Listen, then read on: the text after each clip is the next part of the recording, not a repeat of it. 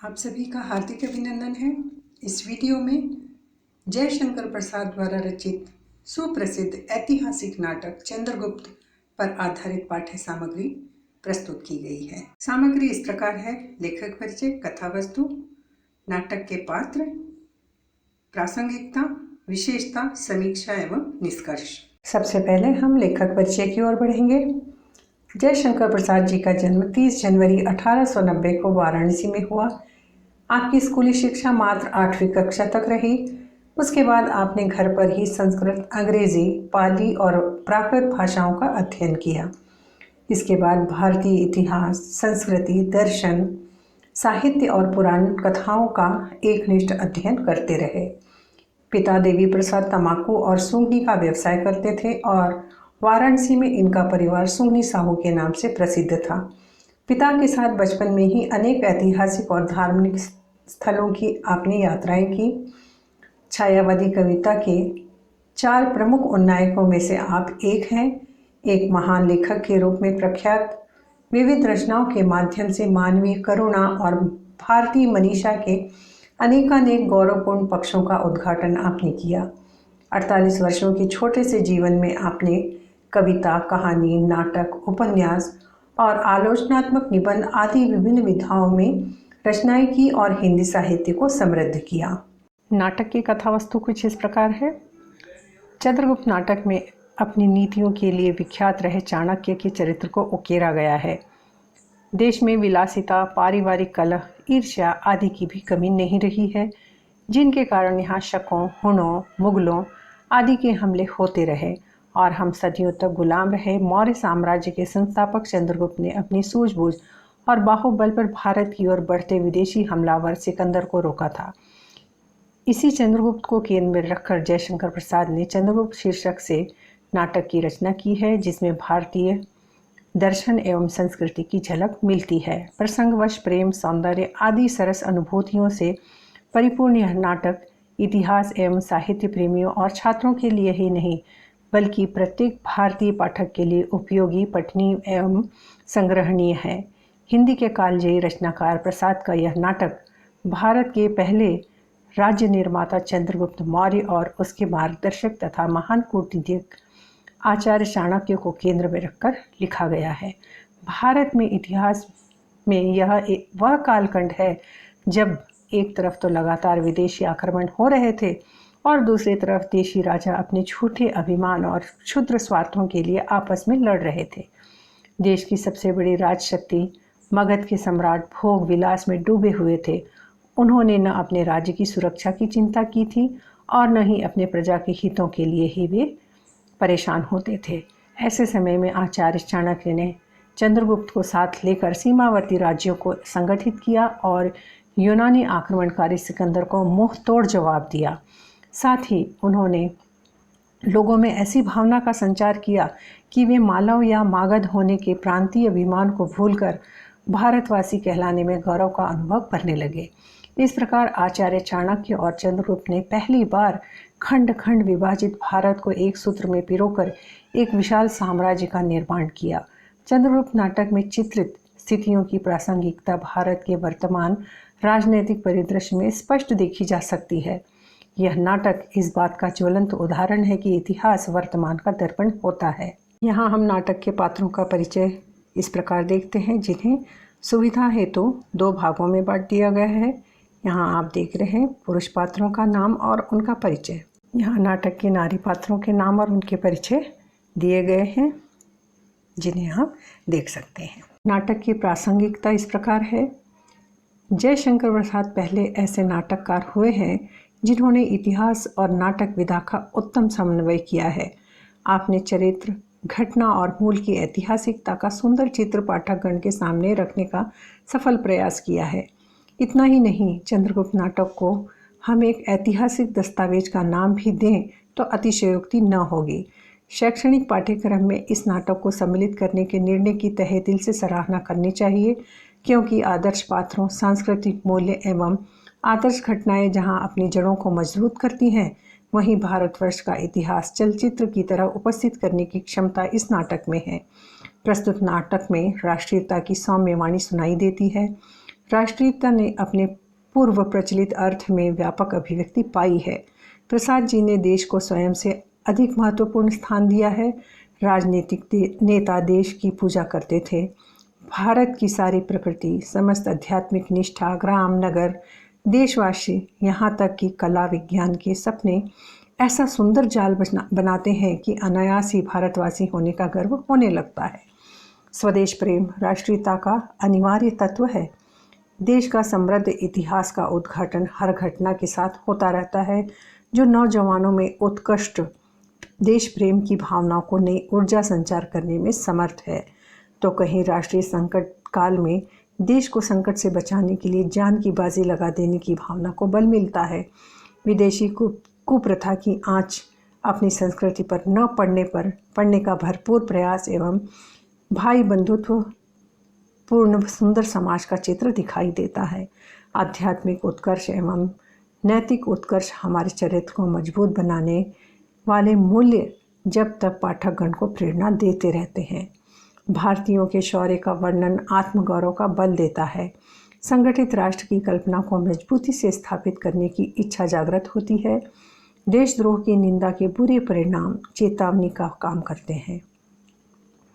मानवीय प्रेम और जीवन मूल्यों की रक्षा करना, समाज के भीतर सद्भावना, नारी सम्मान, करुणा एवं राष्ट्र प्रेम का संदेश देने वाला यह नाटक युवाओं के चरित्र निर्माण में सहायक होने के साथ साथ इतिहास से भी परिचय कराता है कि गुलामी के कष्टपूर्ण दिन कितने दुखदायी थे। भारत की दीनहीन जनता अंग्रेज़ों की षड्यंत्रकारी जालों में फंसकर अपने ही बंधुओं पर अत्याचार और शोषण करते थे। स्थिति का परिचय कराकर यह संदेश पहुंचता है कि अज्ञानता का फ़ायदा किसी को न उठाने दें। प्रसाद जी के मन में भारत की गुलामी को लेकर गहरी व्यथा थी। इस ऐतिहासिक प्रसंग के माध्यम से उन्होंने अपने इसी विश्वास को वाणी दी है। चंद्रगुप्त हिंदी साहित्य की एक श्रेष्ठ नाट्य कृति है। अब हम नाटक की विशेषता की ओर बढ़ते हैं। चंद्रगुप्त जयशंकर प्रसाद जी द्वारा लिखित लोकप्रिय प्रसिद्ध नाटक है।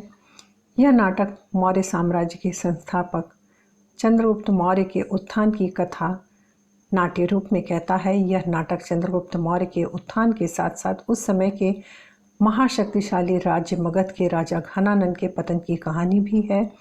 इस नाटक में चाणक्य के प्रतिशोध और विश्वास की कहानी तथा राजनीति, कूटनीति, षड्यंत्र, घात, आघात, प्रतिघात, द्वेष, घृणा, महत्वाकांक्षा, बलिदान और राष्ट्र प्रेम की कहानी भी कहता है।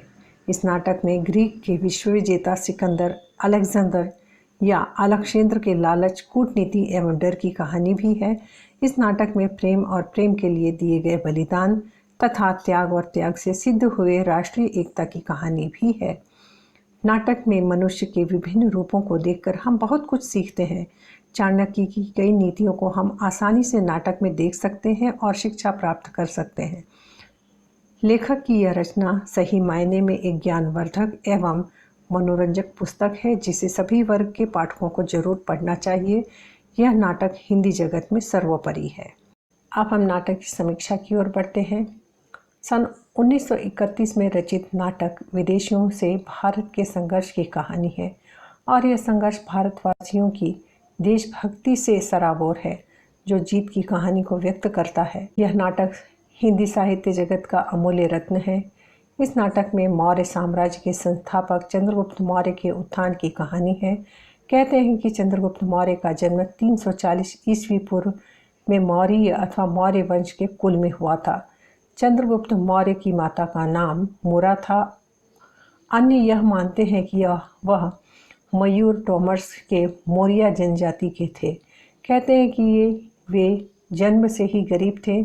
उनके पिता नंदों की सेना में अधिकारी थे जो किसी कारणवश नंद द्वारा मार दिए गए थे। उनके पिता की मौत उनके जन्म से पहले ही हो गई थी। जब चंद्रगुप्त मौर्य 10 वर्ष के थे तो उनकी माता मुरा का भी देहांत हो गया और तब से उनकी परवरिश आचार्य चाणक्य ने की थी। साथ ही महाशक्तिशाली राज्य मगध के राजा घनानंद के पतन की कहानी है तो दूसरी तरफ चाणक्य के प्रतिशोध की कहानी भी है। यह नाटक राजनीति, कूटनीति, षड्यंत्र, घात प्रतिघात, घात आघात, द्वेष, घृणा, ईर्ष्या, महत्वाकांक्षा, बलिदान और राष्ट्र प्रेम आदि घटकों को साथ लेकर चलने वाला सफल नाटक है। नाटक की शुरुआत तक्षशिला के गुरुकुल के युवकों से प्रारंभिक बातचीत से होती है। मैत्री और प्रेम संघर्ष के बीच बढ़ना शुरू हो जाते हैं।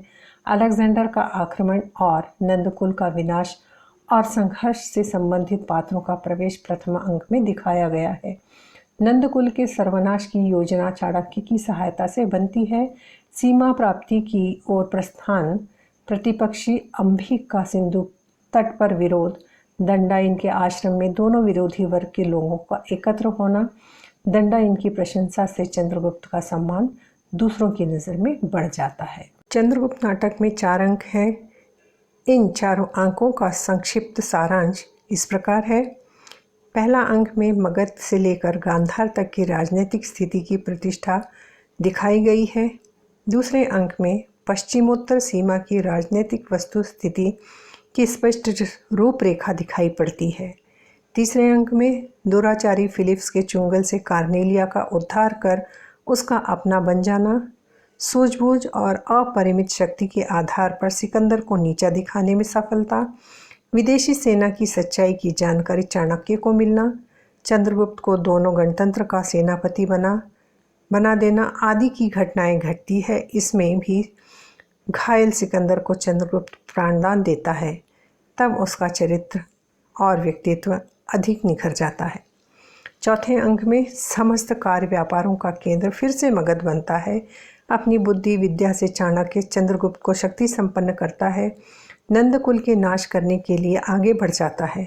विद्रोह की ज्वाला में नंद का सर्वनाश हो जाता है और सभी जनता एकमत होकर चंद्रगुप्त को शासक के रूप में स्वीकार करती है। अंत में चाणक्य के क्रूरचक्र में पड़कर पर्वतेश्वर का सर्वनाश हो जाता है।